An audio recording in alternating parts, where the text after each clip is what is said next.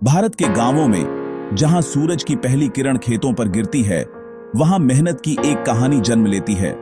यह कहानी है एक किसान की, जिसकी पूरी जिंदगी बीत गई मेहनत में, पर फिर भी उसके हाथ खाली ही रहे। यह है मुंशी प्रेमचंद का गोदान, भारतीय किसान की आत्मा की सबसे सच्ची आवाज। होरी एक साधारण किसान है, गरीब पर ईमानदार। उसके चेहरे पर हमेशा संतोष की झलक है।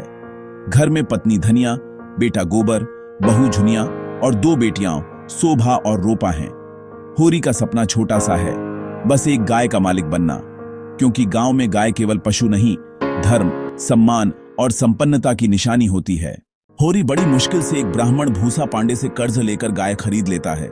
वो पल उसके जीवन का सबसे खुश पल होता है। अब तो घर में लक्ष्मी आई है धनिया, अब हमारे भाग्य भी खुलेंगे।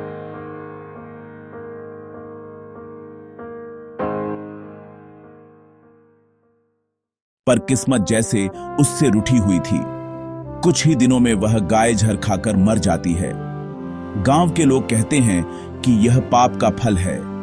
भूसा पांडे उस पर आरोप लगाता है कि होरी ने गाय मारी है। गांव के पंडित, महाजन और ठाकुर सब होरी पर जुर्माना लगाते हैं। गरीब होरी, जो पहले से कर्ज में डूबा है, अब नए कर्ज में दब जाता है। भले ही मैं भूखा रह जाऊं, पर धर्म नहीं तोड़ूंगा। धर्म से पेट नहीं भरता होरी, इंसानियत सबसे बड़ा धर्म है। धनिया इस कहानी में स्त्री शक्ति की आवाज है। वो सच्चाई देखती है, अन्याय के खिलाफ बोलती है, पर समाज में उसकी सुनने वाला कोई नहीं।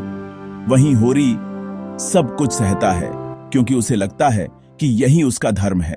होरी का बेटा गोबर गांव की नीची जाति की लड़की झुनिया से प्रेम करता है। यह संबंध गांव के नियमों के खिलाफ है। जब ये बात फैलती है तो पंचायत फिर से होरी पर दंड लगाती है। गोबर शर्म से गांव छोड़कर शहर भाग जाता है और झुनिया अकेली रह जाती है, गर्भवती।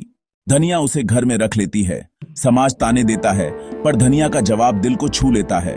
अगर वो किसी की बेटी है तो मेरी भी बेटी है।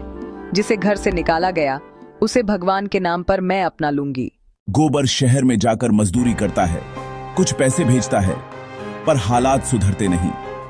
होरी का घर गरीबी, अपमान और बीमारी में डूबा रहता है। होरी अब बूढ़ा और बीमार हो गया है।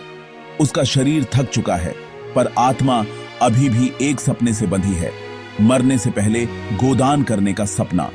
अगर मरने से पहले गाय का गोदान कर दूं तो मोक्ष मिल जाएगा। पर उसके पास पैसे नहीं हैं, सपना अधूरा रह जाता है। धनिया अपने गले से हार निकालती है, वो उसका आखिरी जेवर होता है। लो होरी, तुम्हारा गोदान पूरा हुआ, अब चैन से सो जाओ।